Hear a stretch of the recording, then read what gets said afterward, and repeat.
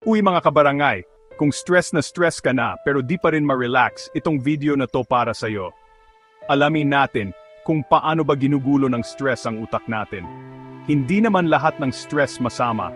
Yung mabilisan lang na stress, nakakapagpagana at nakakatulong sa focus. Pero yung matagalan o chronic stress, iba na yun. Kapag na-stress tayo, gumagana ang HPA axis natin. Naglalabas ito ng cortisol, ang stress hormone. Medyo nakakatulong yung konting cortisol, pero kung sobra-sobra, nakakasira ito ng utak. Yung amygdala natin, yung parang fear center ng utak, lumalakas. Kaya mas nagiging balisa tayo. Samantalang yung hippocampus naman, importante para sa pag-aaral at pagtanda, lumiit.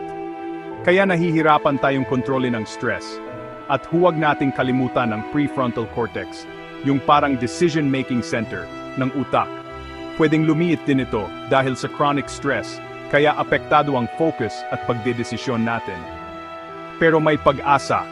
Ang pag-ehersisyo at meditation, nakakabawas ng cortisol at nakakatulong palakasin ang hippocampus. Kaya sa susunod na ma-stress ka, tandaan mo gumalaw-galaw o maghanap ng paraan para ma-relax. Magpapasalamat ang utak mo.